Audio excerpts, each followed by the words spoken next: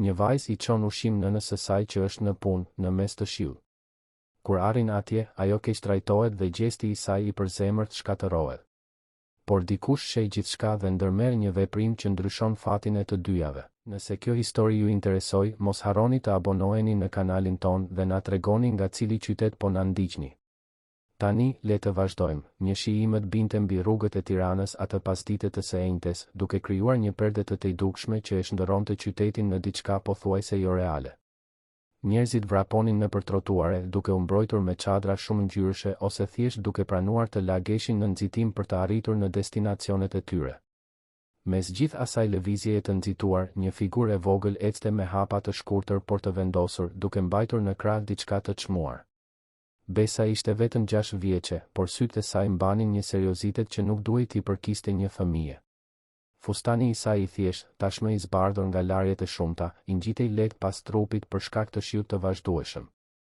Atletet e vjetra bënin zhurmë me çdo hap në trotuarin e lagur dhe flokët e saj të errët, të lidhur në një bisht kali të çrregullt, lëkundeshin ndërsa ajo shpejtonte ritmin.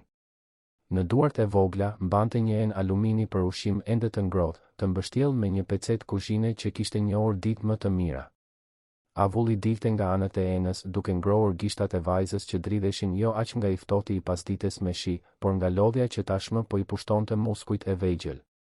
Ajo kishte ecur 6 blloqe pallatesh nga shtëpia ku jetonin, një dhomë me qira në një pallat të vjetër në njësinë 5, deri aty, në lagjen e bllokut, ku ndodhej Hotel Grand Tirana. Një ndërtesë madhështore 15 katëshe që priste mysafir nga i gjithë Shqipëria e madje edhe nga vende të tjera. Besa i njihte mirë atë rrugë. Nuk ishte hera e parë që e bënte atë ecje vetëm, megjithse nëna e saj, Mimoza, i lutej gjithmonë të mos shkonte, e shqetësuar për rreziqet që një fëmijë përballej në rrugë.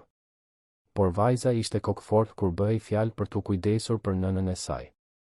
Ajo e dinte, edhe pse kaq e re, se Mimoza punonte nga ora 5 e mëngjesit deri pas orës 6 të pasdites, duke pastruar dhoma, lar banjo, ndëruar çarçaf e peshqir pa pushim. E dinte gjithashtu se nëna e saj rallëherë kishte kohë të ndalonte për të ngrënë, duke kursyer çdo qindark për të siguruar që në shtëpi të kishte ushqim për të dyja. Atë ditë, kur fqinja e apartamentit ngjitur, Teto Konstantina, kishte përgatitur një drekë të bollshme dhe i kishte ofruar një pjatë besës, vajza pranoi vetëm gjysmën. Me gjysmën tjetër, kërkoi leje për të përgatitur një enë ushqimi. Teto Konstantina, një grua me zemër të butë që gjithashtu e njihte luftën e Mimozës, e ndihmoi ta paketonte gjithçka siç duhet, oriz, fasule, një copë mish i zier dhe madje një fet domate. Ishte një vakt i thjeshtë, por i bërë me dashuri. Tani, duke ju afruar hyrjes anësore të hotelit, asaj që përdornin punonjësit, Besa ndjente një përzierje ankthi dhe vendosmërie. Donte të shihte fytyrën e nënës së saj të ndriçohej kur të kuptonte se nuk do t'i duhej ta kalonte gjithë pasditen me stomak bosh. Donte të provonte në një farë mënyre se edhe pse e vogël, ajo mund të kujdesej për atë që donte më shumë në botë. Hotel Grand Tirana ishte një ndërtesë elegante, me fasadë xhami dhe detaje mermeri që reflektonin dritën gri të pasdites me shi. Hyrja kryesore krenohej me një tapet të kuq dhe dyrë rrotulluese të lustruara, gjithmonë të vëzhguara nga një portier i uniformuar që përshëndeste mysafirët me përkulje të egzageruara. Por Besa nuk kalonte andej. Ajo e njihte hyrjen e pasme, atë të rezervuar për furnizime dhe punonjës, një derë diskrete e lyrë me gri që të çonte në korridoret e shërbimit. Kur e shtyu derën, ndjeu kontrastin e menjëhershëm. Jashtë, shiu dhe grija. Brenda, drita fluoreshente ndriçonin një korridor të ngushtë me dy sheme të ftohtë dhe mure të bardha. Era e produkteve të pastrimit e përzier me aromën e ushqimit që vinte nga kuzhinat e bodrumit krijonte një atmosferë të veçantë. Besa ndoqi korridorin që e njihte përmendësh, duke kaluar pranë lavanderisë ku makina gjigante rrotulloheshin pa pushim, pranë depos së materialeve dhe më në fund duke arritur te ashensori i shërbimit. Ishte aty, në holin e vogël përballë ashensorit, që gjithçka filloi të shkonte keq. Kristina Aliu, mbikëqyrësja e hotelit, pikërisht po zbriste shkallët e shërbimit kur pa vajzën. Kristina ishte një grua rreth të 50-ave, gjithmonë e veshur në mënyrë të përsosur me kostume të ngushta dhe taka të larta që godisnin dyshemen duke lajmëruar praninë e saj. Flokët e saj të shkurtër dhe të prerë mirë, të lyer me një bjond artificial, i kornizonin një fytyrë me tipare të ashpra, ku buzëkuqi i kuqi ndezur dukej si e vetmja prekje ngjyre në një shprehje vazhdimisht të vrenjtur. Ajo e komandonte atë hotel sikur të ishte një fushë beteje dhe punonjësit ishin ushtarë që duhej t'i bindeshin absolutisht. Kur pa Besën aty me atë ushqimin në duar dhe rrobat e lagura nga shiu, Kristina ndjeu një acarim të menjëhershëm t'i ngjitej në gjoks. Për të, ajo pamje ishte e papërshtatshme, jashtë vendit, një njollë në imazhin e sofistikimit që hoteli duhej të ruante. Besa, çfarë po bën këtu? Pyeti Kristina me një zë të mprehtë që bëri jehon në korridor. Vajza u tremb, gati sa nuk I rëshiti ena e ushqimit nga duar. Erdha t'i sjell ushqim mamas sime, zonja Kristina, u përgjigj Besa me zë të ulët, pothuajse një përshpërim, me sytë të ngulur në dy sheme. Nëna jote është duke punuar. Ajo nuk mund të presë vizita gjatë orarit të punës, aq më pak nga një fëmijë, deklaroi Kristina, duke kryqëzuar krahët mbi gjoks në një gjest që nuk linte vend për diskutim. Përveç kësaj, shikoje veten. E gjitha e lagur, e pisët. Ti nuk mund të qarkullosh nëpër hotel në këto kushte. Do të prishësh dyshemen, do të komprometosh reputacionin e hotelit. Besa ndjeu faqet t'i digjeshin. Ajo shikoi atletet e saj të qullosura dhe kuptoi se vërtet kishte lënë pellgje të vogla ujë rrugës. Por ishte vetëm ujë shiu, mendonte ajo, duke u përpjekur të kuptonte për masat e qortimit që po merrte. Më falni, unë vetëm doja. Filloi vajza, por u ndërpre. Nuk më intereson çfarë doje ti, e preu Kristina, duke bërë një hap përpara dhe duke shtrirë dorën. Ma jep këtë këtu. Do ta ruaj dhe do t'i dorëzoj nënës tënde kur të jetë e përshtatshme. Dhe ti, largohu menjëherë. Ktheu në shtëpi para se të thëras diktë të marr. Jo, ju lutem, u përgjërua Besa, duke shtrënguar enën pas gjoksit. Mami duhet të haj. Ajo nuk ka ngrënë asgjë sot. Unë vetëm dua t'ia dorëzoj këtë dhe do të iki shpejt, premtoi. Kristinës nuk I pëlqeu rezistenca. Për të, kjo ishte mosbindje, sfidë ndaj autoritetit të saj. Pa u menduar dy herë, u hodh mbi vajzën dhe ja rrëmbeu enën nga duart me një gjest të vrazhtë. Besa u përpoq ta mbante, por forca e gruas së rritur ishte shumë më e madhe. Ti nuk komandon këtu, vajzë. Unë komandoj, tha Kristina, duke e ngritur enën mbi kokën e Besës, sikur po luante për të mbajtur diçka larg një fëmije të vogël, por pa asnjë gjurmë argëtimi në fytyrë. Për më tepër, edhe nëna jote do të dëgjoj për këtë. Punonisit që nuk janë në gjendje as t'i edukojnë fëmijët e tyre për të respektuar rregullat, ndoshta nuk duhet të punojnë këtu. Fjalët ranë si gur mbi Besën. Kërcënimi ndaj nënës ishte më I keq se çdo poshtërim personal. Vajza ndjeu sytë t'i mbusheshin me lot, por u përpoq t'i përmbante. Nuk donte t'i jepte më shumë kënaqësi asaj gruaje mizore. Ishte atëherë kur Kristina, në një lëvizje përbuzjeje, e shtyu lehtë Besën anash, duke bërë që vajza të pengohej dhe të binte në gjunjë në dyshemen e ftohtë. Ena e ushqimit, që mbikëqyrësia e mbante pa kujdes, I rrëshiti nga dora dhe ra, duke u përplasur në dysheme me një zhurmë metalike që bëri jehon në korridor. Kapaku u lirua dhe përmbajtja u derdh në dysheme. Orizi I bardh u përzje me fasulet e errëta, mishi rrëshiti disa centimetra dhe domatja u shtyp, duke lënë një njollë të kuqe që dukej si gjatë. Besa mbeti e paralizuar, duke parë atë skenë sikur po shite përpjekjet e saj, dashurinë e saj, shpresën e saj për të ndihmuar nënën të shkrieshin aty, në dyshemen e ftohtë të një hoteli ku ajo nuk ishte e mirëpritur. Lotët që ajo po përpiqej t'i mbante më në fund rodhen, të heshtur, në përfytyrën e saj fëmijërore. Shiko çfarë rrëmuje bëre, akuzoi Kristina, pa asnjë gjurmë pendimi në zë. Tani do të duhet ta pastrosh këtë. Dhe nëna jote gjithashtu do të mbahet përgjegjëse për këtë ngatëresë. Vajza, ende në gjunjë, filloi të mblidhte ushqimin me duar të dridhura, sikur të mund të shpëtonte diçka nga ai shkatërim. Por ishte e kodh. Gjithçka ishte e humbur, e ndotur, e papërdorshme. Ishte në atë moment që një zë I thellë dhe I prerë bëri jehon në korridor, duke ardhur nga drejtimi I shkallëve kryesore. Çfarë po ndodh këtu? Të gjithë të pranishmit, përfshirë Kristinën, u kthyen në drejtim të zërit. Duke zbritur shkallët me hapa të qetë por autoritar, ishte Robert Fagu, pronari I Hotel Grand Tirana dhe I 5 ndërmarrjeve të tjera të shpërndara nëpër qytet. Roberti ishte 52 vjeç, me flokë thinjosh të prerë mirë, sy kafe që transmetonin inteligjencë dhe një qëndrim që natyrshëm impononte respekt. Kishte veshur një kostum të errët por pa kravatë, në një stil që përziente elegancën dhe thjeshtësinë. Roberti rrallë shfaqej në hotel. Ai kishte një ekip menaxherësh që kujdeseshin për operacionet e përditshme dhe preferonte t'ia kushtonte kohën aspekteve strategjike të biznesit. Por atë ditë kishte ardhur personalisht për të rishikuar disa kontrata rinovimi që kishin nevojë për nënshkrimin e tij. Ishte rrugës për të dalë kur dëgjoi zhurmën e enës së ushqimit që ra dhe, më pas, zërin e mbredh të dikujt që qortonte një fëmijë. Kristina, e cila sekonda më parë dukej si një figurë e plotfuqishme përballë Besës, tani rregullonte nervozisht xhaketën dhe sforcohej të buzëqeshte profesionalisht. Zoti Fagu, të surprizë t'ju shoh këtu, tha ajo, duke u përpjekur të tingëllonte e natyrshme. Isha thjesht duke zgjidhur një situatë të vogël. Kjo vajzë këtu hyri pa leje dhe shkaktoi një shqetësim. Roberti nuk u përgjigj menjëherë. Sytë e tij përshkuan skenën, vajza në dy sheme, me duart e bëra pis me ushqim, sytë e kuq nga të qarat, rrobat e lagura. Ushqimi i derdhur. Mbikëqyrësia me atë qëndrim mbrojtës që ai e njihte mirë nga njerëzit që përpiqeshin të justifikonin të pajustifikueshmen.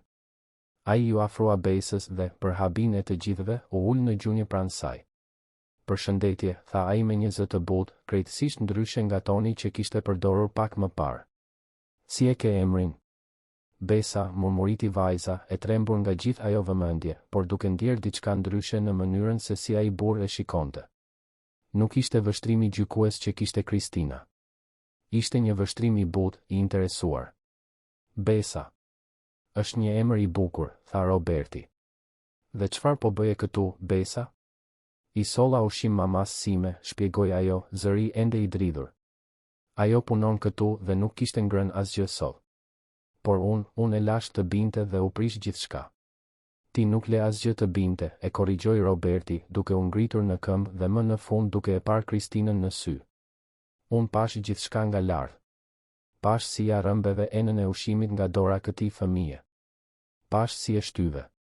Dhe pash si e le ushqimin të binte në dy sheme. Heshtja që pasoi ishte pothuajse e prekshme. Kristina u zbe, duke hapur e mbyllur gojen si një peshk jashtë ujit, duke kërkuar fjalë që nuk i vinin. Zoti Fagu, unë isha thjesht duke ruajtur standardet e hotelit, filloi ajo. Ne kemi rregulla për vizitat e familjarëve gjatë orarit të punës dhe ky fëmijë. Ky fëmijë ka një emër, e ndërpreu Roberti, dhe zëri i tij tani mbante një ftohtësi që e bëri Kristinën të bënte një hap prapa. Dhe ky fëmijë po bënte diçka që duhet të na mësonte për dëmshurinë dhe dashurinë.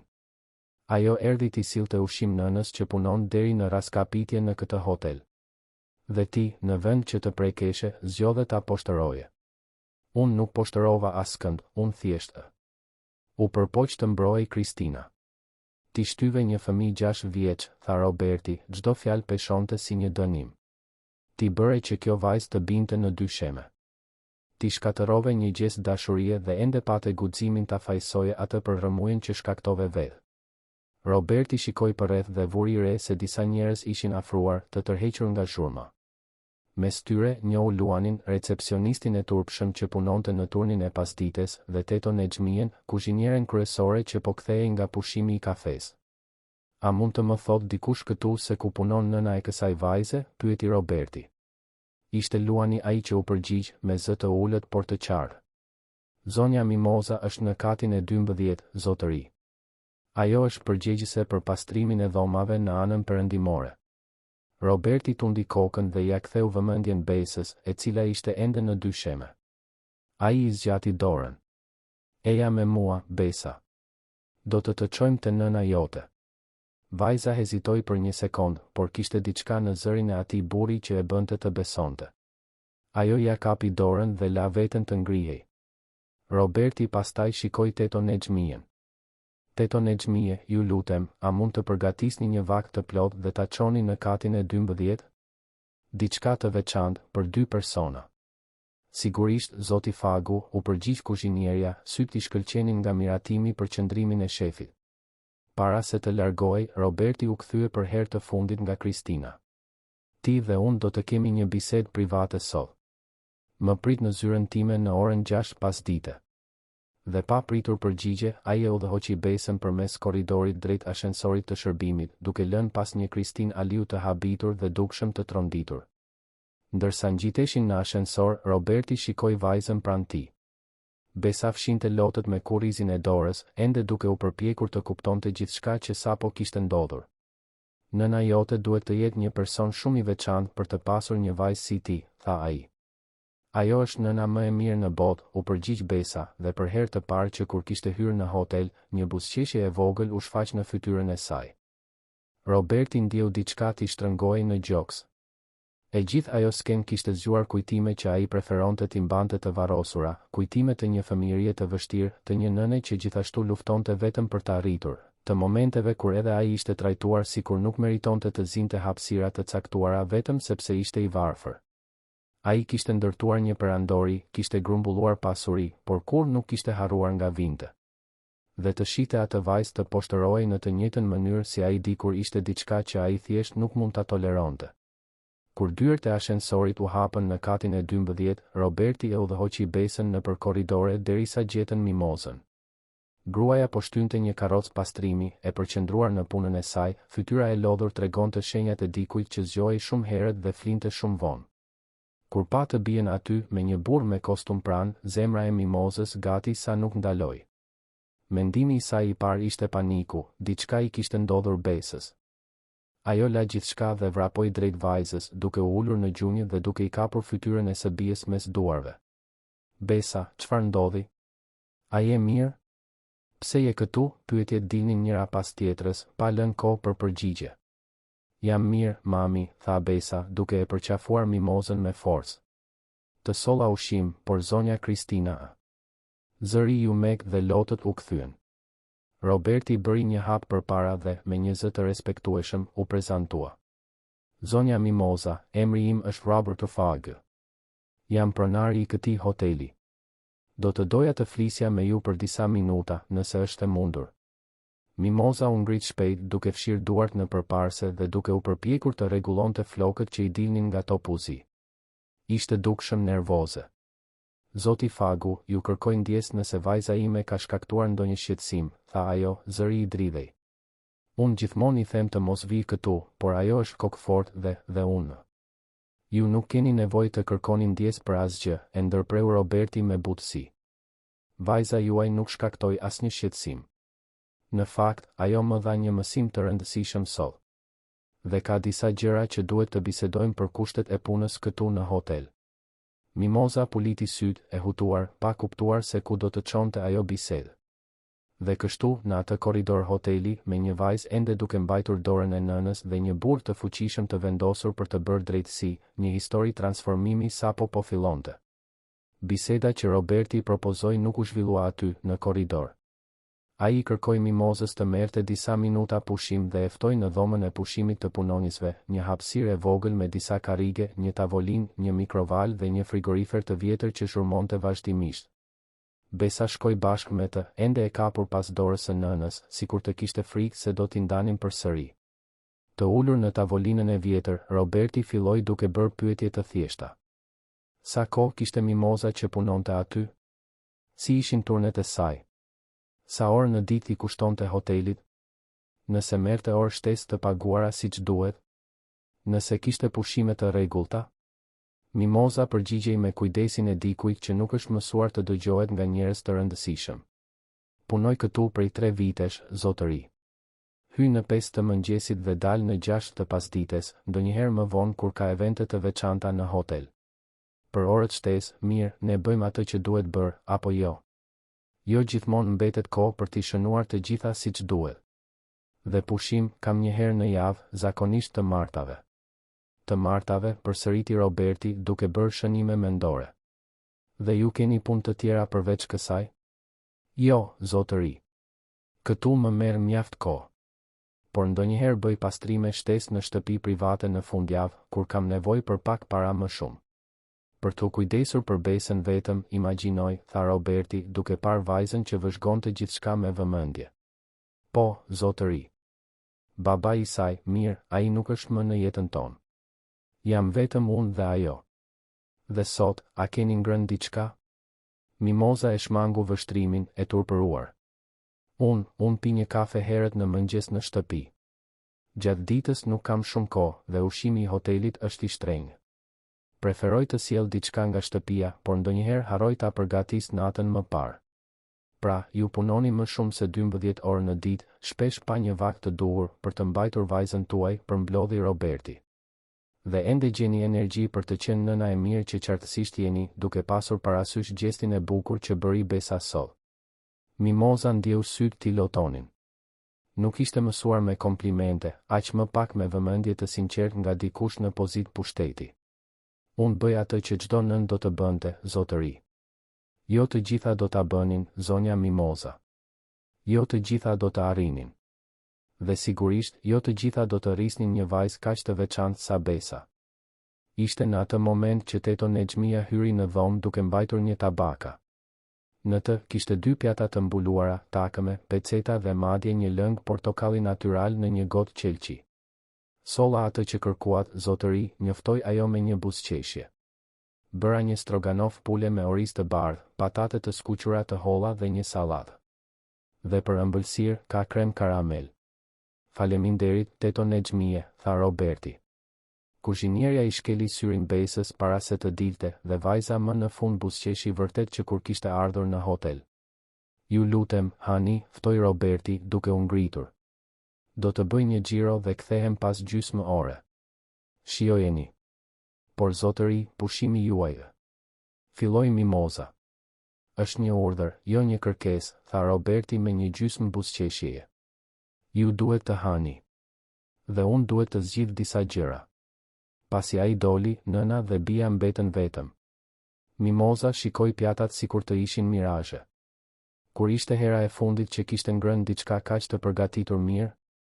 Kur ishte hera e fundit që dikush ishte kujdesur nëse ajo ishte e uritur?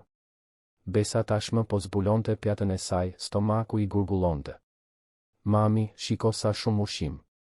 A është vërtet për ne? Po, bia ime. Është për ne, u përgjigj Mimoza, më në fund duke e lejuar veten të relaksohej pak.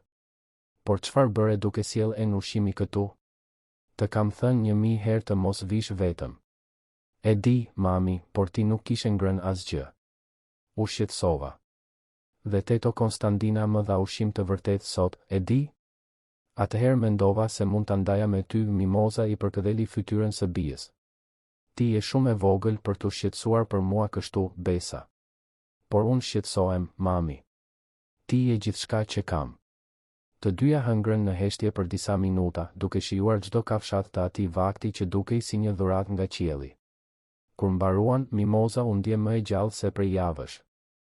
Ushqimi nuk kishte ushqyer vetëm trupin e saj, por edhe shpresën se ndoshta gjërat mund të përmirësoheshin.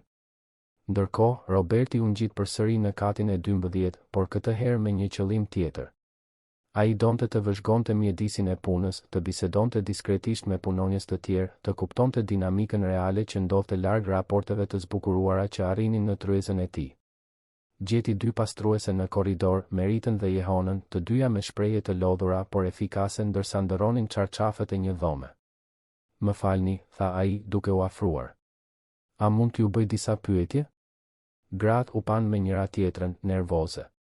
Sigurisht, zoti Fagu, u përgjigj Merita, më e moshuara. Ju punoni me Mimozën, apo jo? Po, zotëri. Ajo është një nga më të mirat. Gjithmonë i ndihmon të gjithë. Dhe si është ambienti i punës këtu? A ndiheni të respektuara? A keni atë që ju nevojitet për të bërë punën? Pati një pauzë. Jehona shikoi anash, sikur po kontrollonte nëse dikush tjetër po dëgjonte. Po, puna është e rëndë, zotëri. Por ne ja dalim. Nuk është kjo që pyeta, këmbënguli Roberti me butësi. Pyeta nëse ndiheni të respektuara. Ishte Merita ajo që u përgjigj me zë të ulët.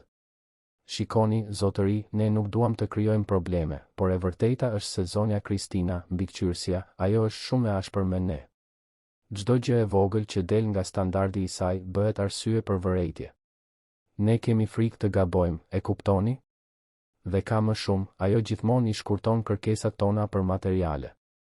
Thotë se ne shpërdorojmë, por e vërteta është se mungojnë produktet e pastrimit. Atëherë ne duhet ta bëjmë punën me më pak se sa duhet. Dhe pushimet për ushqim? A respektohen? Jehona lëshoi një të qeshur të hidhur. Pushim? Ne kemi 15 minuta për të ngrënë diçka me vrap. Nëse vonohemi më shumë, na qortojnë. Dhe kjo ndërkohë që ne punojmë nga 5 e mëngjesit deri në 6, ndonjëherë 7 të pasdites. Orët shtesë paguhen sakt. Një tjetër heshtje e sikletshme. Pastaj, Merita pranoi, jo, zotëri. Zonja Kristina gjithmonë thotë se ne nuk kemi punuar jashtë orarit, edhe kur kemi punuar. Thotë se nëse nuk arrijmë t'i mbarojmë të gjitha në kohën normale, është sepse jemi të ngadalta, kështu që nuk meritojmë orë shtesë. Roberti ndjeu zemërimin të rritej brenda tij, por e ruajti qetësinë.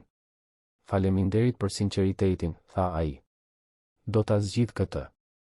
Pastrueset dukeshin të pabesueshme, sikur nuk besonin se diçka do të ndryshonte vërtet. Por Roberti ishte njeri i fjalës. Duke zbritur përsëri në katin përdes, ai kërkoi menaxheres administrative, Seni Rika, të mblidhte të gjitha regjistrimet e orareve të 6 muajve të fundit dhe raportet e blerjeve të materialeve të pastrimit për të njëjtën periudhë. Sania, një grua kompetente 40 vjeçare që gjithmonë kishte qenë efikase në punën e saj, i dorëzoi dokumentet pa pyetur.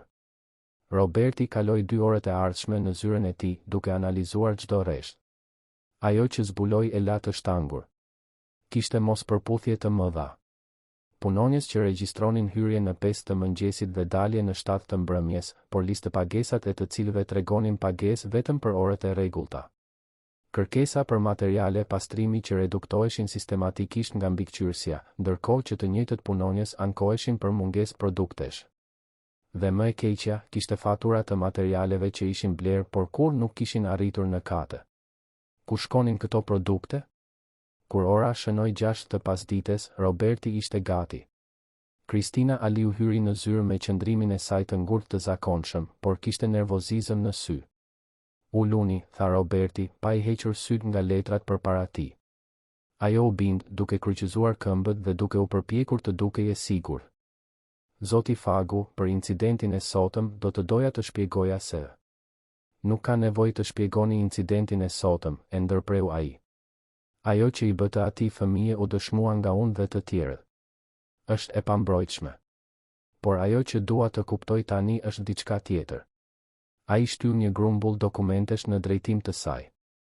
Më shpjegoni pse ka orë shtesë të papaguara. Pse kërkesat legjitime për materiale shkurtohen. Dhe kryesisht, ku ka shkuar materiali që është blerë por kur nuk ka arritur te punonjësit. Kristina u zbe.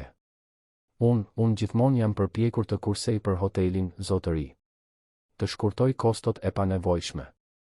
Të shkurtosh kostot apo të përvetësosh fonde? Zëri i Robertit ishte i akull tani.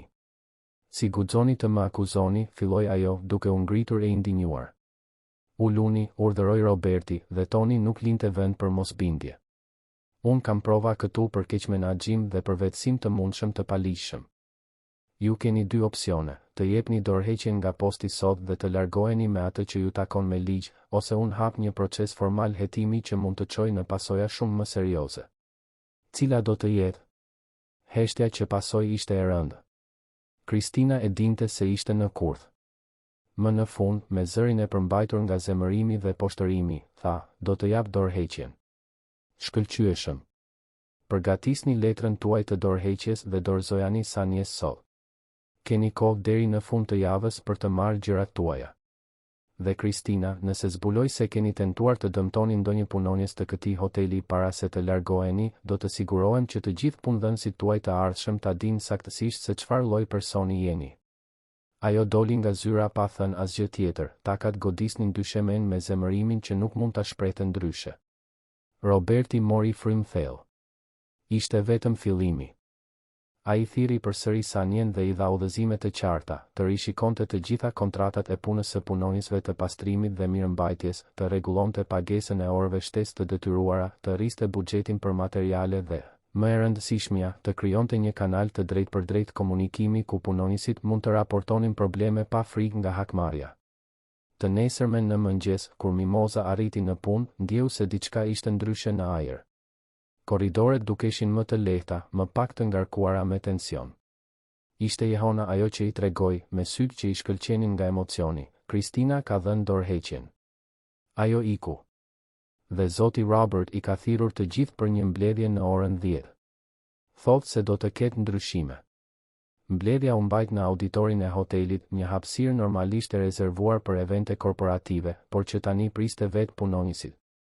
Roberti ishte aty, në këmbë në skenën e vogël, duke pritur që të gjithë të rehatoheshin. Kishte pastruese, kuzhinier, recepcionist, roje sigurie, shofer. Të gjithë ata që e bënin hotelin të funksiononte, por që rallëherë kishin zë. Mirëmëngjes të gjithëve, filloi Roberti. E di që është e pazakon që unë të jem këtu duke folur drejt për drejt me ju. Normalisht, komunikimi kalon përmes menaxherëve dhe mbikëqyrësve. Por dje ndodhi diçka që më hapi syt për probleme që duhet I kisha parë shumë kohë më parë. Ai tregoi, pa hyrë në detaje të sikletshme për askënd, për incidentin me Besën. Tregoi se si kjo e çoi atë të hetonte më thellë kushtet e punës. Dhe njoftoi ndryshimet, rregullimi I pagesave, rritja e buxhetit për materiale, krijimi I një kanali të drejtpërdrejt komunikimi, rishikimi I politikave të pushimeve dhe orareve. Por më e rëndësishmja, vazhdoi ai, është se dua që ju ta dini se jeni të vlerësuar. Secili prej jush që e bën këtë hotel të funksionojë meriton respekt dhe dinjitet. Dhe nëse dikush këtu, në çdo nivel hierarkik, ju trajton në mënyrë të parespektueshme, dua ta di. Sepse nuk do ta toleroj. Kur mbledhja mbaroi, pati duar trokitje. Mimoza, e ulur në rreshtat e fundit me sy të lagur, nuk mund ta besonte atë që po ndodhte. Luani, recepcionisti, u ul pranë saj. Besa pati fat që ka një nën si ti, Mimoza. Dhe zoti Robert pati fat që ishte këtu dje për të parë se çfarë bëri ajo grua. Ndonjëherë duhet që të fuqishmit ta shohin padrejtësinë me sytë e tyre që diçka të ndryshojë. Mimoza tundi kokën, ende duke procesuar gjithçka. A do të ndryshojnë gjërat vërtet, Luan? Apo është vetëm për sy e faqe? Unë mendoj se ai është I sinqert, u përgjigj Luani. Kam punuar këtu prej 5 vitesh dhe kur nuk e kam parë zotin Robert të bëj premtime që nuk I kam mbajtur. Ai është diskret, pothuajse kur nuk shfaqet, por kur merr një vendim, e çon deri në fund. Në ditët në vijim, ndryshimet filluan të konkretizoheshin. U punësua një mbikëqyrës I ri, dikush me përvojë në menaxhimin human të ekipeve. Materiale të reja arritën me bollë. Dhe më e rëndësishmja, Mimoza mori një njoftim se do të thirrej në departamentin financiar. Kur arriti atje, me zemrën të shtrënguar nga ankthi, u prit nga Sania. Zonja Mimoza, u ulëm këtu për të rregulluar situatën tuaj. Pasi rishikuam regjistrimet tuaja, identifikuam se keni të drejtë të merrni orë shtesë të 3 viteve të fundit që nuk janë paguar kurrë. Vlera totale, me rregullimet, është 800.000 lekë. Mimoza gati sa nuk I ra të fikët. 800.000 lekë. Ishte më shumë para se sa kishte parë ndonjëherë bashkë në gjithë jetën e saj. Me këto, unë mundem. Filloi ajo, mendja tashmë po llogariste mundësitë. Mund të paguaj borxhet. Mund t'i blej rroba të reja Besës. Mund edhe të kursej pak. Përveç kësaj, vazhdoi Sania me një buzëqeshje, zoti Robert kërkoi t'ju informoj se do të promovoheni në koordinatorët e ekipit të pastrimit të turnit të mëngjesit. Kjo përfshin rritje page dhe përfitime shtesë, përfshir kupon të plot ushqimi. Mimoza nuk mundi t'i mbante lotët. Nuk di çfarë të them, murmuriti. Unë nuk prisja asgjë nga këto. Ju e meritoni, zonja Mimoza. Zoti Robert ishte shumë I qartë, njerëzit e përkushtuar dhe të ndershëm meritojnë të shpërblehen. Kur Mimoza doli nga ndërtesa atë pasdite, për herë të parë në vite, doli duke buzëqeshur vërtet. Kaloi pranë një dyqani dhe I bleu një fustan të ri Besës, diçka që vajza e donte aq shumë. Bleu gjithashtu përbërës për të bërë një darkë të veçantë. Dhe kur arriti në shtëpi, gjeti të bien duke vizatuar në tavolinën e vjetër që shërbente për gjithçka. Mami. Besa vrapoi ta përqafonte. Si ishte dita? Ishte dita më e mirë e jetës sime, Besa, u përgjigj Mimoza, duke e shtrënguar të bien pas gjoksit. Dhe a e di diçka? Gjithçka ndryshoi për shkakun tënd. Për shkak të zemrës tënde të mirë që deshi të më sillte ushqim. Atëherë ishte mirë që shkova atje, edhe pse më qortuan? Ishte gjëja më e mirë që mund të kishe bërë, bija ime.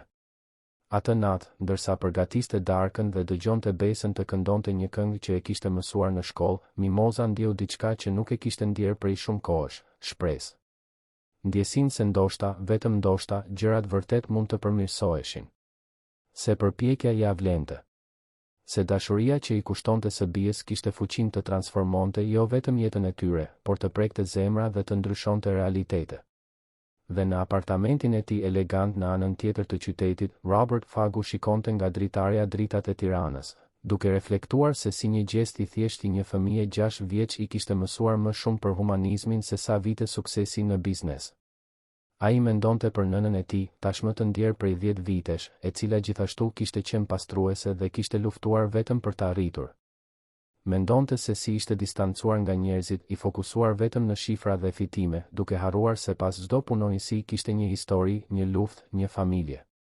Besa më kujtoi diçka thelbësore, murmuriti ai me vete. Më kujtoi atë që ka vërtet rëndësi. Dhe kështu, ndërsa qyteti flinte nën qiellin me yje, dy jetë që ishin kryqëzuar rastësisht filluan të transformoheshin reciprokisht, duke dëshmuar se ndonjëherë një ditë e vetme, një akt i vetëm guximi apo drejtësie, mund të ndryshojë rrjedhën e gjithçkaje. Javët që pasuan sollën ndryshime që dukeshin të vogla në sytë e atyre që shihnin nga jashtë, por ishin monumentale për ata që i jetonin. Mimoza zgjohej çdo ditë në 4:30 të mëngjesit, por tani me një humor tjetër. Nuk ishte më vetëm lodhja që e lëvizte, por edhe kënaqësia e të diturit se puna e saj njihej. Si koordinatore, ajo jo vetëm pastronte dhoma, por gjithashtu organizonte oraret, trajnonte punonjës të rinj dhe shërbente si urlidhëse midis ekipit dhe administratës. Besa, nga ana tjetër, po lulëzonte në mënyra që as Mimoza nuk i imagjinonte të mundshme. Me rritjen e pagës së nënës dhe paratë e orëve shtesë të prapambetura, Mimoza arriti ta regjistronte në një kopsht privat afër shtëpisë. Nuk ishte diçka luksoze, por ishte një mjedis i pastër, i sigurt, me mësuese të përkushtuara. Vajza tani kishte ku të qëndronte gjatë ditës ndërsa Mimoza punonte, dhe kjo solli një paqe shpirtërore që nëna nuk e njihte që kur kishte lindur e bija. Por nuk ishte vetëm kjo. Diçka më e thellë po ndodhte në Hotel Grand Tirana. Roberti filloi të shfaqej më shpesh, jo për të kontrolluar me rreptësi, por për të biseduar, për të njohur njerëzit që e bënin biznesin e tij të funksiononte. Ai zbuloi se Teto Nexhmia ëndërronte të hapte furrën e saj të bukës një ditë.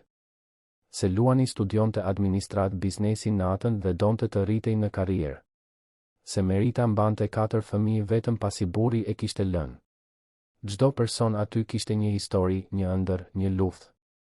Dhe Roberti zbuloi diçka tjetër, se të ndihmonte këta njerëz nuk ishte vetëm mirë për ta, por gjithashtu e përmbushte atë në një mënyrë që parat kur nuk kishin arritur. Në moshën 52 vjeç, i divorcuar prej 8 vitesh, pa fëmijë dhe me një jetë sociale që përmblidhej në darka biznesi, ai kuptoi sa shumë ishte izoluar në kullën e tij të fildish. Besa dhe Mimoza kishin hapur një derë që ai as nuk e dinte se ishte e mbyllur. Ishte një të shtunë, 3 javë pas incidentit fillestar, që Roberti bëri diçka krejtësisht jashtë rutinës së tij. Ai i telefonoi Mimozës dhe e pyeti nëse ajo dhe Besa do të donin të drekonin me të. Mimoza, e befasuar dhe paksa e druajtur, pranoi pas shumë hezitimesh. U takuan në një restorant të thjeshtë por komod në zonën e liçenit, larg ambientit formal të hotelit. Besa ishte rrezatuese me fustanin e saj të ri, flokët të lidhur në 2 gërsheta që Mimoza i kishte bërë me kujdes. Vajza nuk pushonte së foluri, duke treguar për kopshtin, për miqtë e rinj, për mësuesen që u mësonte këngë qesharake. Roberti dëgjonte gjithçka me vëmendje të sinqertë, duke buzëqeshur vërtet për herë të parë në javë. "A je e lumtur në kopsht, Besa?" e pyeti ai, duke përdorur nofkën e dashur që të gjithë përdornin. "Shumë," u përgjigj vajza, sytë i shkëlqenin. "Atje ka libra, një mal me libra." Dhe mësuesja tha se unë lexoj shumë mirë për moshën time. Tha se jam e zgjuar. "Ti je vërtet e zgjuar," u pajtua Roberti. "Aq sa arritet t'i japësh një mësim të rëndësishëm një plaku kokfort si unë." "Ju nuk jeni plak," ja ktheu Besa me sinqeritetin e fëmijëve. "Dhe as nuk jeni kokfort. Ju jeni i mirë. Ishit ju që e ndihmuat mamin tim kur gruaja e keqe u tregua e keqe me ne." Mimoza u skuq, e turpëruar. "Besa, mos fol kështu." Por Roberti qeshi. "Ajo ka të drejtë. Zonja Kristina nuk u tregua as pak e mirë me ju. Por a e di diçka, Besa? Ndonjëherë njerëzit janë të këqij sepse janë të palumtur. Nuk është justifikim, por është një shpjegim." Dhe ne duhet t'i falim njerëzit e këqij, pyeti Besa me kuriozitet të sinqertë. Ne duhet të përpiqemi të kuptojmë se të gjithë po luftojnë një betejë që ne nuk e njohim, u përgjigj Roberti. Por kjo nuk do të thotë se duhet të pranojmë të na trajtojnë keq. Do të thotë se mund të zgjedhim të mos lejojmë që ligësia e të tjerëve të na shndërrojë edhe ne në njerëz të këqij. Mimoza vëzhgonte atë ndërveprim me një përzierje mirënjohjeje dhe diçka e tjetër që nuk arrinte ta emërtonte. Kishte një butësi te Roberti që binte ndesh me imazhin që ajo kishte krijuar fillimisht për të. Ajo e kishte imagjinuar si një tjetër milioner të ftohtë dhe të largët, të shqetësuar vetëm për fitimet. Por ja ku ishte ai, duke biseduar me durim me një vajzë 6 vjeçare për faljen dhe mirësinë. Zoti Robert, tha Mimoza kur Besa u shpërqendrua me lëngun që sapo kishte ardhur, doja t'ju falenderoja përsëri. Jo vetëm për mundësinë në punë, por për faktin që na pat. Ka kaq shumë njerëz që më shikojnë dhe shohin vetëm pastruesen, shërbëtoren.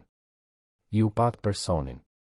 Duhet e kisha parë më herët, zonja Mimoza, u përgjigj Roberti, dhe kishte një peshë të sinqertë në zërin e tij. Sa punonjës të tjerë kam injoruar gjatë viteve?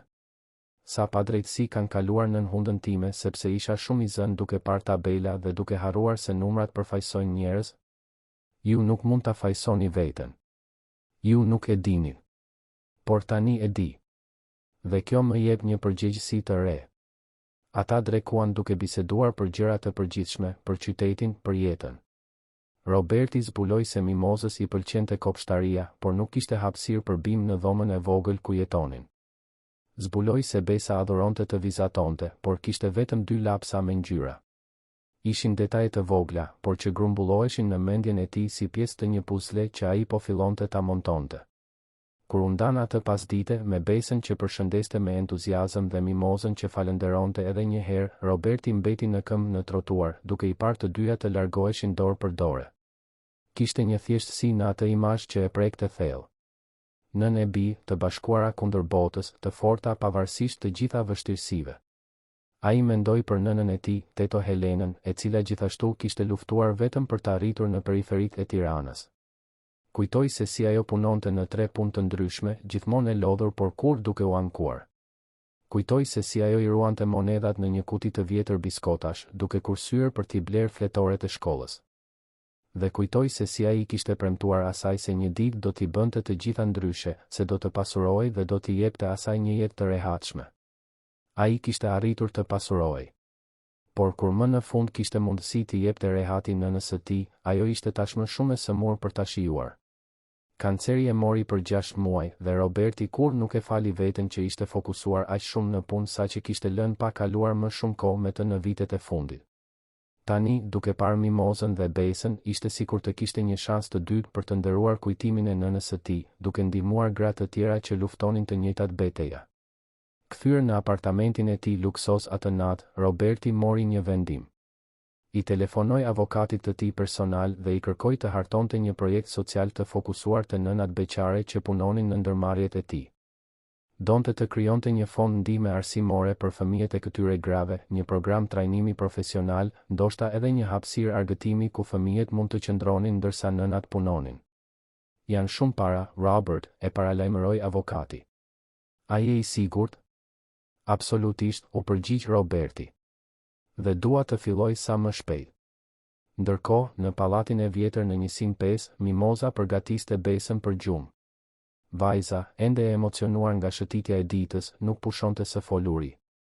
Mami, zoti Robert është i pashëm, apo jo? Dhe ai është i sjellshëm.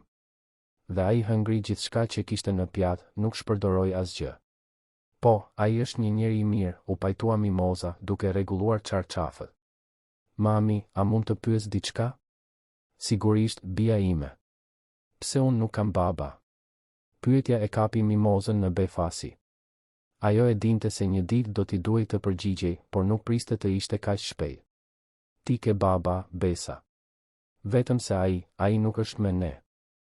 Pse? Sepse ndonjëherë njerëzit nuk arrin të qëndrojnë bashkë, edhe kur kanë fëmijë. Babai yt ishte shumë i ri kur ti linde dhe ai kishte frikë. Frikë se nuk do të arrinte të ishte një baba i mirë, frikë se nuk do të kishte para të mjaftueshme. Kështu që ai iku. Dhe ai nuk më do mua. Mimoza ndjeu zemrën t'i shtrëngoi. U ul në gjunjë pranë krevatit dhe i kapi fytyrën së bijës me të dyja duart. Besa, më shiko.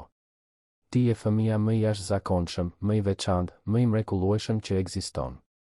Nëse babai yt nuk është këtu, nuk është sepse ka diçka që nuk shkon me ty, është sepse ai nuk diti ta shihte dhuratën që kishte. Dhe a e di diçka? Ne nuk kemi nevojë për të. Ne të dyja bashkë jemi mjaftueshëm të forta. Por ndonjëherë unë shoh fëmijë të tjerë me baba dhe mama dhe unë trishtohem. E di, bija ime. Dhe ti mund të trishtohesh. Është normale të ndjesh mungesën e diçkaje që nuk e ke. Por kujtohu çfarë tha mësuesja për familjen? Familja nuk është vetëm kush ka të njëjtin gjah. Familja është kush kujdeset, kush do, kush është i pranishëm. Dhe ti më ke mua. Ke teto Konstantinën që gjithmonë na lë ushqim. Ke teto Nexhmien e hotelit që bën ato enët e shijshme me ushqim. Ke Luanin që gjithmonë të jep çokoladë kur shfaqesh atje. Ka shumë njerëz që të duan, Besa. Dhe ka edhe zotin Robert, shtoi Besa. Ai është si një xhaxha i lezetshëm. Mimoza buzëqeshi. Po, mendoj se po. Pasi Besa më në fund fjeti, Mimoza mbeti e ulur në karrigen e vetme të dhomës, duke parë të bien e fjetur. Mendoj për gjithë udhëtimin që kishin bërë bashkë. Mendoj për netët kur nuk e dinte nëse do të kishte ushqim të nesërmen. Mendoj për herët kur kishte qarë fshehurazi në banjën e hotelit, tepër e raskapitur për të vazhduar, por duke e ditur se nuk mund të ndalonte. Mendoj për të gjitha poshtërimet e vogla që kishte gëlltitur gjatë viteve, të gjitha herët kur ishte trajtuar si e padukshme. Dhe tani, duke parë të ardhmen, për herë të parë në vite, ajo arrinte të shihte mundësi në vend të pengesave.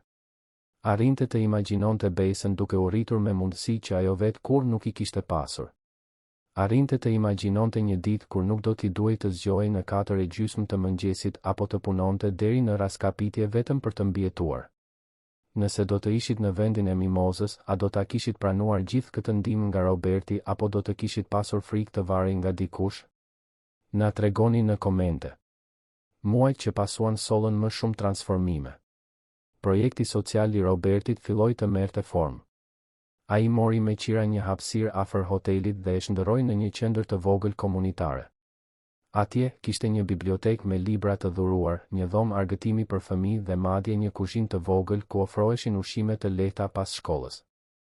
Projekti filloi duke u shërbyer vetëm fëmijëve të punonjësve të Hotel Grand Tirana, por ideja ishte të zgjerohej për të gjithë komunitetin. Besa ishte një nga frekuentueset e para. Çdo pasdite, pas kopshtit, ajo shkonte në qendër ku qëndronte derisa Mimoza mbaronte punën. Aty kishte qasje në libra, lojra, aktivitete artistike. Dhe më e mira, bëri miq, fëmijë në të njëjtën situatë si ajo, fëmijë të nënave të tjera punëtore. Mimoza, nga ana tjetër, po përshtatej me postin e ri. Si koordinatore, zbuloi se kishte aftësi për të udhëhequr. Ishte e prerë kur duhej, por gjithmonë e drejtë, dhe punonjësit në mbikëqyrjen e saj e respektonin jo nga frika, por nga admirimi. Ajo kujtonte se si ishte të trajtoheshe me mungesë respekti dhe bënte kujdes të mos e përsëriste kur atë me askën. Roberti vëzhgonte gjithë këtë nga larg, i kënaqur por gjithashtu gjithnjë e më i përfshirë. Ai filloi të vizitonte qendrën komunitare rregullisht, duke biseduar me fëmijët, duke dhuruar më shumë libra, duke siguruar materiale arti. Dhe në mënyrë të pashmangshme, filloi të shoqërohej më shumë me Mimozën dhe Besën. Ishte në një nga këto vizita që ndodhi diçka që asnjëri prej tyre nuk e priste. Ishte një e premte pasdite dhe Roberti po ndihmonte Besën me një puzle të vështirë kur Mimoza erdhi ta merrte të bijën. Ajo vinte direkt nga puna, ende me uniform, flokët të lidhur dhe fytyra tregonte lodhjen e ditës. Përshëndetje, mami, bërtiti Besa. Shiko, unë dhe xhaxhi Roberti gati e mbaruam puzlen. Vetëm 3 pjesë mungojnë. Xhaxhi Roberti. Fjalët bën jehon në mendjen e Mimozës. Kur kishte filluar e bija ta thërriste kështu. Dhe më e rëndësishmja, a ishte e përshtatshme kjo? Ajo nuk dinte si ta menaxhonte atë afërsi në rritje. Jo se nuk i besonte Robertit, ai kishte dëshmuar se ishte një person vërtet i mirë. Por kishte frikë. Frikë se Besa do të lidhej shumë. Frikë se një ditë ai do të lodhej duke bërë bamirësi dhe do të zhdukej nga jetët e tyre, duke i lënë të bien me zemër të thyrë. Besa, mos e thirr zotin Robert kështu, e qortoi Mimoza me butësi. Është mungesë respekti. Por mami, a i tha se mundem, protestoi vajza. Roberti u ngrit duke e kuptuar tensionin. Zonja Mimoza, unë vërtet i thash se mund të më thëriste xhaxhi. Por nëse ju preferoni që ajo të përdor zotëri, unë e kuptoj plotësisht. Nuk është kjo, filloi Mimoza, por fjalët i ngecën. Ajo nuk dinte si t'i shprehte frikërat e saj pa u dukur mosmirënjohëse. A mund të flasim një minutë, sugjeroi Roberti, duke parë njërin nga vullnetarët. Jessica, a mund ta mbash një sy te Besa ndërsa unë dhe zonja Mimoza flasim atje jashtë? Sigurisht, u përgjigj studentja e re që ndihmonte në qendër. Jashtë, në dritën portokallit të perëndimit, Mimoza më në fund arriti të fliste. Zoti Robert, nuk dua të dukem mosmirënjohëse. Ju na keni ndryshuar jetën në një mënyrë që kur nuk do të arrit ju falenderoj sa duhet. Por unë kam frikë. Frikë nga çfarë? Frikë se vajza ime do të lidhet shumë me ju dhe pastaj, nëse një ditë ju lodheni nga gjithë kjo histori, ajo do të vuajë. Ajo tashmë përballet me mungesën e të atit. Nuk dua që ajo të kaloj një tjetër humbje. Roberti qëndroi në heshtje për një moment duke procesuar ato fjalë. Kur foli, zëri i tij ishte i ulët por i prerë. Zonja Mimoza, unë e kuptoj shqetësimin tuaj. Dhe ju keni çdo të drejtë ta mbroni vajzën tuaj. Por dua që ta dini diçka, unë nuk do të zhdukem. Nuk po e bëj këtë për bamirësi të përkohshme apo sepse ndihem fajtor. Po e bëj këtë sepse ju të dyja më kujtuat diçka që e kisha harruar. Më kujtuat se çfarë ka vërtet rëndësi në jetë. Por njerëzit ndryshojnë, zoti Robert. Rrethanat ndryshojnë. Është e vërtetë. Por angazhimi im për mirëqenien tuaj nuk do të ndryshojë. Dhe nuk është vetëm me ju. Është me të gjithë punonisit, me të gjitha familjet që varen nga unë. Ju më hapët syt për një përgjegjësi që e kisha neglizhuar. Dhe tani që e pash, nuk mund të mos e shoh më. Mimoza ndjeu syt t'i lotonin. Ju e thoni këtë tani, por... Atëherë le të bëjmë një marrëveshje, e ndërpreu Roberti. Do t'ju aprovoj. Jo me fjalë, por me vepra. Do të jem i pranishëm, do të jem konstant. Dhe nëse në ndonjë moment ju ndjeni se po dështoj, ma thoni. Sepse gjëja e fundit që dua është t'ju shkaktoj më shumë vuajtje. Mimoza tundi kokën, ende hezituese por pak më e qetë. Në rregull. Por ju lutem, kuptoni se unë duhet ta mbroj vajzën time mbi gjithçka. Dhe ashtu duhet të bëni. Kjo është ajo që ju bën një nën të mrekullueshme. Ata u kthyen brenda, ku Besa më në fund e kishte përfunduar puzlen dhe festonte sikur të kishte fituar një çmim. Mami, xhaxhi Robert, shiko. Ja dola. Roberti dhe Mimoza shkëmbyen një vështrim. Ai pa në ata sy të lodhur një përzierje shprese dhe kujdesi. Ajo pa në syt e tij një sinqeritet që ishte e vështirë të vijej në dyshim. Dhe kështu, mes frikërave dhe premtimeve, mes të kaluarës dhe të ardhmes, ato tre jetë vazhdonin të ndërthureshin në mënyra që asnjëri prej tyre nuk mund t'i kishte parashikuar. Dimri erdhi në Tiranë me mëngjeset e tij të ftohta dhe gri, por për Mimozën dhe Besën, ajo stin sillte një ngrohtësi që nuk vinte nga moti. Ishin 6 muaj që nga dita kur vajza kishte hyrë në hotel me një enë ushqimi në duar dhe kishte ndryshuar rrjedhën e jetës së tyre. 6 muaj në të cilët çdo ditë dukej se sillte një provë të re se jo gjithçka në botë ishte e padrejtë dhe mizore. Besa ishte e panjohshme.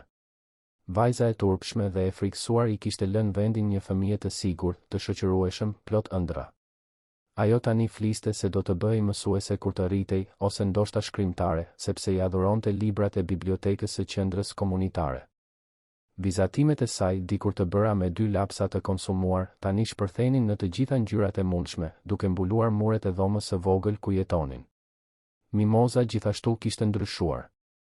Jo vetëm nga jashtë, megjithse tani mund të blinte rroba më të mira dhe të kujdesej më shumë për veten.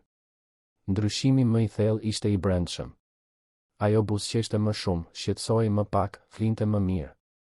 Dhe për herë të parë që kur ishte bërë nën beqare, i lejonte vetes të besonte se ndoshta kishte më shumë në jetë se sa thjesht të mbijetonte. Roberti, nga ana tjetër, po transformohej në mënyra që as ai vet nuk i kuptonte plotësisht. Burri që dikur jetonte vetëm për punën, tani gjente gëzim në gjërat e thjeshta. Të luante puzle me Besën. Të dëgjonte historitë qesharake që Mimoza tregonte për sfidat e koordinimit të një ekipi. Të shihte fëmijët e qendrës komunitare duke mësuar dhe luajtur. Por jo gjithçka ishte lule. E kaluara ka një mënyrë të veçantë për t'u kthyer kur më pak e presim. Ishte një të martë, ditë pushimi për Mimozën, kur bomba shpërtheu.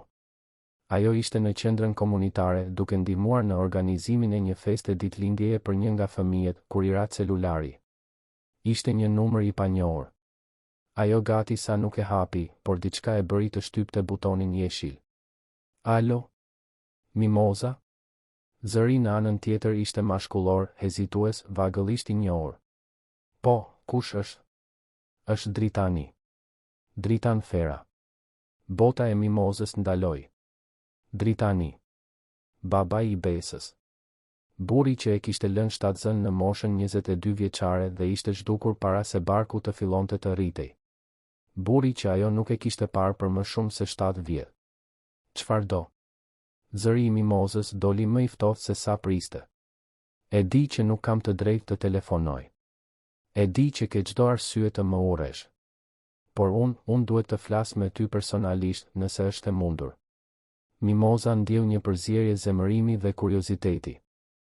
Një pjesë e saj donte ta mbyllte, të bllokonte numrin dhe të pretendonte se ajo telefonat nuk kishte ndodhur kurrë. Por një pjesë tjetër, ajo që ende mbante pyetje pa përgjigje prej 7 vitesh, kishte nevojë të dinte. Pse? Pas gjithë kësaj kohe, pse tani? Sepse unë. Zëri i tij u mek, sepse unë isha frikacak. Dhe sepse mora vesh që ti dhe Besa jeni mirë tani dhe doja të shija nëse ka ende një shans. Një shans për çfarë, Dritan? Për të njohur vajzën time. Për të provuar të rregulloj atë që shkatërrova. Mimoza e mbylli telefonin. Duart i dridheshin dhe ju desh të ulej në një karrige para se t'i dështonin këmbët. 7 vjet. 7 vjet heshtje, mungesë, luftëra të përballuara vetëm. Dhe tani ai shfaqej duke dashur çfarë? Falje? Një shans të dytë? Të drejtën për të njohur vajzën që braktisi? A je mirë, Mimoza? Jessica, vullnetarja, u afrua me shqetësim në fytyrë. Jam, gënjeu Mimoza. Vetëm mora një telefonat të papritur. Por Jessica e njihte Mimozën mjaftueshëm mirë për të ditur se diçka serioze kishte ndodhur. Nëse do të flasësh, jam këtu. Mimoza tundi kokën, por nuk tha asgjë. Si mund të shpjegonte vorbullën e emocioneve që ndjente? Zemërim për braktisjen. Frikë se Dritani do të rishfaqej dhe do ta ngatëronte Besën. Faj për pyetjen nëse duhej t'i jepte atij një shans për të njohur të bien. Dhe një dhimbje e vjetër, e njëjta dhimbje kur ai iku, që ajo mendonte se e kishte të i kaluar, por që tani kthehej me forcë të plodh. Atë natë, kur e vuri Besën të flinte, vajza e pyeti, "Mami, a je e mërzitur?" "Jo, bia ime. Vetëm pak e lodhur. Por ti je ndryshe. Sytë e tu janë të mërzitur." Mimoza sforcoi një buzëqeshje. Ndonjëherë të rriturit mendojnë për gjëra dhe kjo na bën të dukemi të mërzitur edhe pa qenë. Por të premtoj se jam mirë. Pasi Besa fjeti, Mimoza bëri diçka që nuk e kishte bërë prej shumë kohësh, qau. Qau për vajzën 22 vjeçare që ishte braktisur shtatzën. Qau për të gjitha netët kur kishte mbajtur Besën foshnjë vetëm, pa askënd për ta ndihmuar. Qau për ditëlindjet kur e bia pyeste për baban dhe asaj i duhej të shpikte justifikime. Dhe qau sepse, thellë, një pjesë e saj kur nuk kishte pushuar së dashuruarja të burr që e kishte lënduar kaq shumë. Të nesërmen, kur shkoi në punë, Mimoza ishte ndryshe. Roberti, i cili tani vizitonte hotelin pothuajse çdo ditë, e vuri re menjëherë. "Zonja Mimoza, a ka ndodhur diçka?" Ajo hezitoi. Që kur kishin filluar të afroheshin, Roberti gjithmonë kishte qenë një dëgjues i mirë. Por kjo ishte kaq personale, kaq e dhimbshme. Si ta ndante? "Baba i Besës telefonoi dje", tha ajo papritur. Pas 7 vitesh, ai telefonoi. Roberti qëndroi në heshtje duke procesuar. Dhe çfarë donte? Të njihte të bien. Të provonte të rregullonte gjërat, nuk e di. Ajo lëshoi një të qeshur të hidhur. Sikur të mund të rregulloheshin 7 vjet mungesë me një telefonat. Dhe çfarë do të bësh ti? Mimoza e shikoi atë, syt e kuq. Nuk e di. Një pjesë e imja do ta dërgonte në dreq. Por një pjesë tjetër mendon, po sikur Besa të doj ta njoh baban një ditë, po sikur të më fajsoj mua që nuk ja dhash këtë shans. Dhe po sikur ai të ketë ndryshuar vërtet. Ndryshuar. Fjala bëri jehon mes tyre. Roberti u afrua dhe, për herë të parë, i vuri një dorë në shpatull Mimozës në një gjest ngushëllimi të sinqertë. Nuk ka rëndësi çfarë do ai, zonja Mimoza. Ka rëndësi çfarë është më e mira për Besën. Dhe këtë e vendosni ju, që keni qenë e pranishme çdo ditë. Jo ai, që u zhduk për 7 vjet. Por si ta vendos këtë? Si ta di se çfarë është më e mira? Nuk do ta dini me siguri. Askush nuk e di. Por mund të flisni me të fillimisht. Vetëm, pa Besën. Të dëgjoni çfarë ka për të thënë. Dhe pastaj të vendosni nëse ja vlen të rrezikoni mirëqenien e vajzës suaj. Urtësia e fjalëve të Robertit e befasoi Mimozën. Ai kishte të drejtë. Ajo duhej ta shihte dritanin, të dëgjonte çfarë kishte për të thënë, të vlerësonte nëse ai burr kishte ndryshuar vërtet apo ishte vetëm faj i vonuar. Ata lanë të takoheshin në një kafene neutrale, larg hotelit, larg lagjes ku jetonte Mimoza. Dritani arriti 10 minuta para orarit, nervoz, duart I lëviznin një filxhan kafeje që tashmë ishte ftohur. Kur Mimoza hyri, ai u ngrit aq shpejt sa gati e rrëzoi karrigen. Përshëndetje, Mimoza. Përshëndetje. Ata u ulën dhe qëndruan në heshtje për sekonda të gjata. Mimoza e vëzhgonte, duke kërkuar shenja të burrit që kishte dashuruar vite më parë. Dritani ishte 22 vjeç kur e la, tani ishte gati 30. Fytyra ishte më e pjekur, kishte rrudha rreth syve që më parë nuk ekzistonin. Ai ishte më I dobët, më I lodhur. Dukej si dikush që mbante shumë peshë mbi supe. Nuk di nga t'ja filloj, pranoi ai më në fund. Po sikur të fillosh duke shpjeguar pse ike? Dritani mori frym thellë. Isha 22 vjeç, Mimoza. Punoja në një market, merja një rrogë minimale. Kur më the se ishe 7 zën, unë u panikova. Nuk e dija si do ta mbaja një fëmijë. Nuk e dija si do të isha baba. Unë pata frikë dhe isha frikacak. Kaq e thjesht. Kaq e thjesht, përsëriti Mimoza, zemërimi I ngjyrosi fjalët. Ti mendon se ishte e thjesht për mua? Se ishte e thjesht të rrisja një fëmijë vetëm, pa ndihmë, pa para, pa askën? E di që nuk ishte. Dhe e di që asnjë justifikim nuk do ta fshijë atë që bëra. Por unë kam ndryshuar, Mimoza. Në vitet e fundit jam rritur. Gjeta një punë më të mirë, u stabilizova. Dhe më e rëndësishmja, kur nuk pushova së menduari për ty dhe për vajzën tonë. Vajzën tonë, tha Mimoza me ironi. Ajo nuk është jona, Dritan. Ajo është imja. Unë jam zgjuar natën kur ajo qante. Unë e kam çuar te mjeku kur kishte temperaturë. Unë kam punuar deri në raskapitje për të siguruar që ajo të kishte ushqim në tryezë. Ti nuk ke të drejtë ta quash tënden. Ke të drejtë. Fjalët dolën të ulta, të ngarkuara me pendim. Unë nuk kam të drejtë për asgjë. Por unë po kërkoj, jo po kërkoj me forcë. Po kërkoj një shans për të provuar të jem pjesë e jetës së saj. Edhe pse nga larg, edhe pse gradualisht. Dhe pse duhet të besoj. Ti u zhduke një herë. Çfarë më garanton se nuk do të zhdukesh përsëri? Asgjë. Nuk kam si ta garantoj.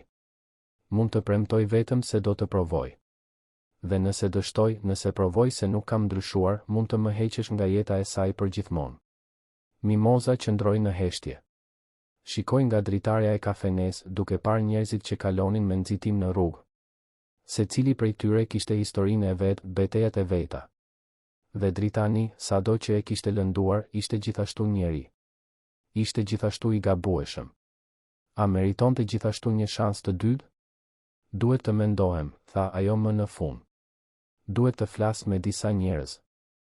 Dhe kryesisht duhet të mendoj se çfarë është më e mira për Besën, jo çfarë është më e lehtë apo e vështirë për mua apo për ty, e kuptoj. Dhe Mimoza, para se të ikësh, ai hezitoi. Doja vetëm të dije se më vjen shumë keq. Vërtet. Unë shkatërova shansin tim për të ndërtuar një familje me ty dhe me Besën. Dhe kjo është diçka që do ta mbaj me vete për gjithë jetën. Kur Mimoza doli nga kafeneja, ndihej e raskapitur emocionalisht. I telefonoi Robertit, i cili menjëherë ofroi të takohej me të. Ata u ulën në një stol parku dhe Mimoza i tregoi gjithçka. Ai duket i penduar, përfundoi ajo. Por nuk e di nëse kjo mjafton. Pendimi është një fillim, tha Roberti. Por nuk është gjithçka. Çështja është, a është ai i gatshëm ta provojë këtë pendim me vepra? Sepse kushdo mund të thotë se ka ndryshuar. Ta provësh është e vështirë. Dhe nëse vendos t'i jap një shans dhe ai e lëndon besën, atëherë ti do të jesh aty për ta mbrojtur dhe për t'i treguar se ajo gjithmonë do të ketë ty. Por Mimoza, dëgjoj, ti nuk mund të jetosh me frikën e asaj që mund të ndodhë. Mund të marrësh vetëm vendimin më të mirë të mundshëm me informacionin që ke tani. Mimoza shikoi Robertin dhe papritur kuptoi diçka që po formohej prej muajsh, por që ajo nuk guxonte ta emërtonte.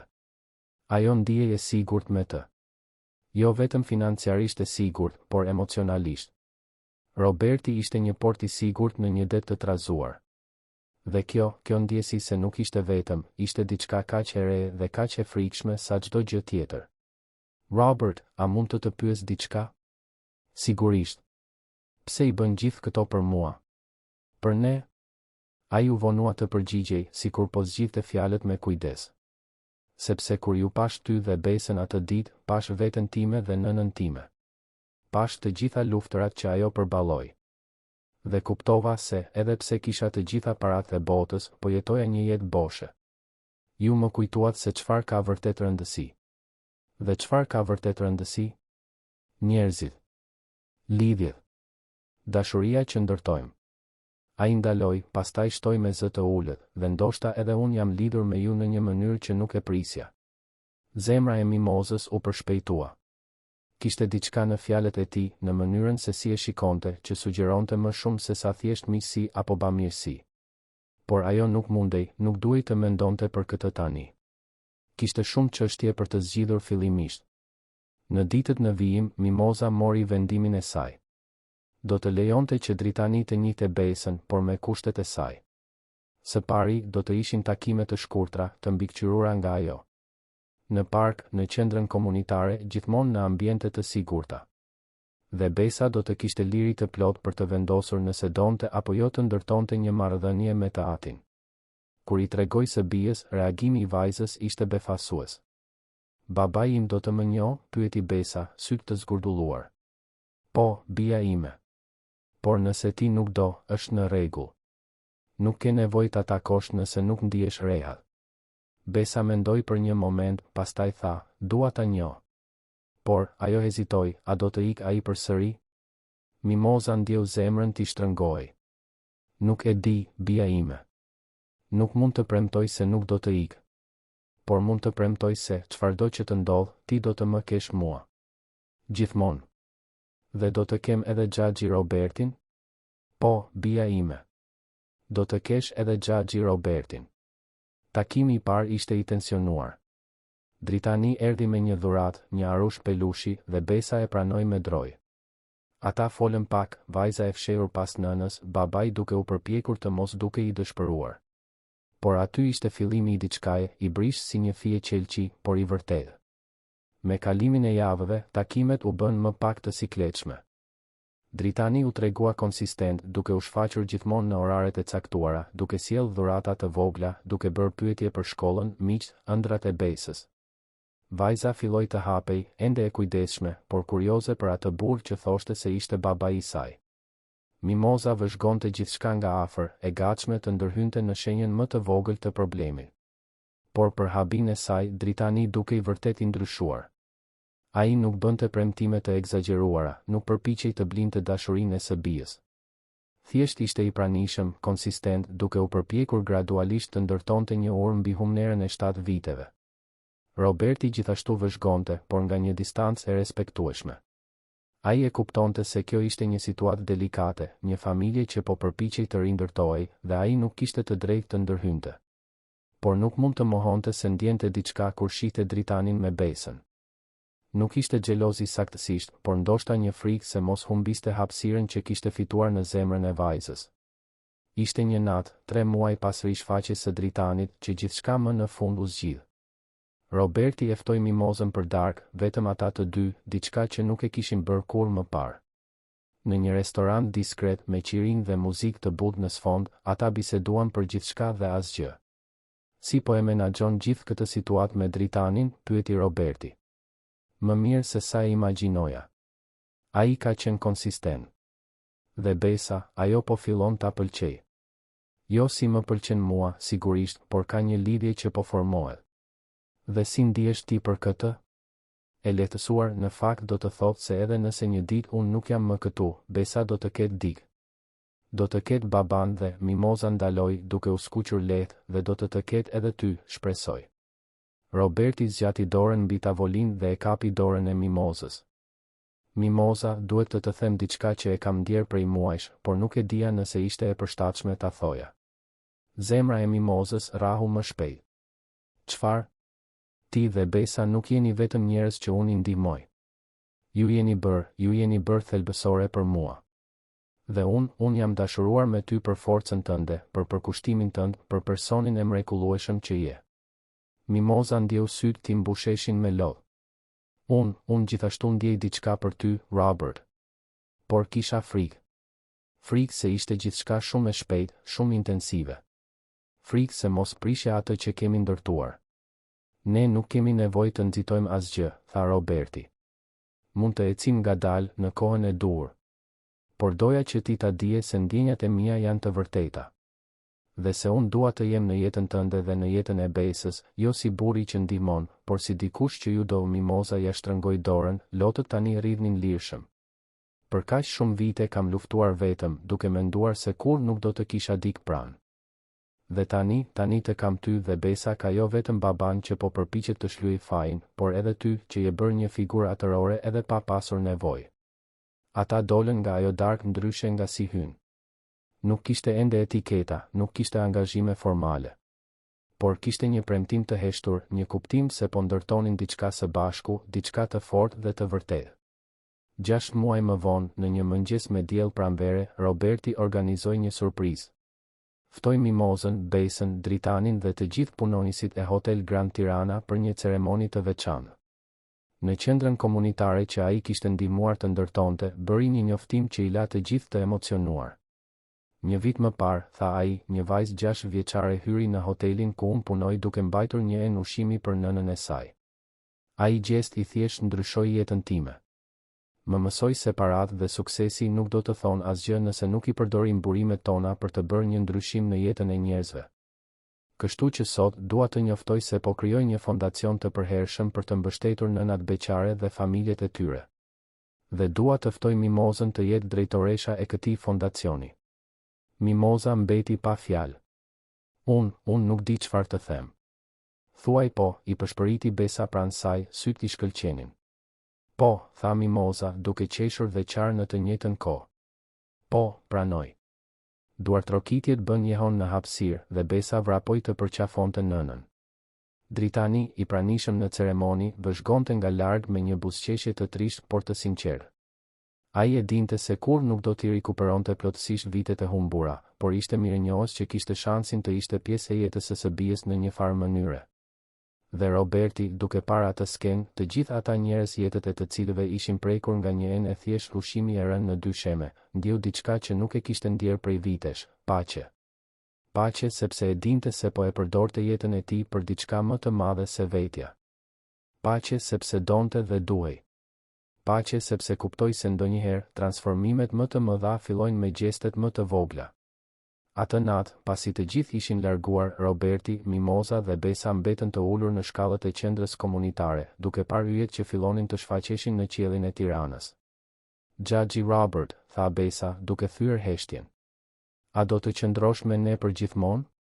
Roberti shikoi Mimozën, e cila tundi kokën me një buzëqeshje. Pastaj shikoi vajzën dhe tha, nëse ju më doni, po. Do të qëndroj për gjithmonë. Dhe ne të duam, tha besa, duke u rehatuar mes të dyve. Ne të duam shumë. Dhe kështu, në qiellin me yje të Tiranës, 3 njerëz që fati i kishte bashkuar në mënyrë të pabesueshme u bën një familje. Jo nga gjaku, jo nga detyrimi, por nga zgjedhja. nga dashuria.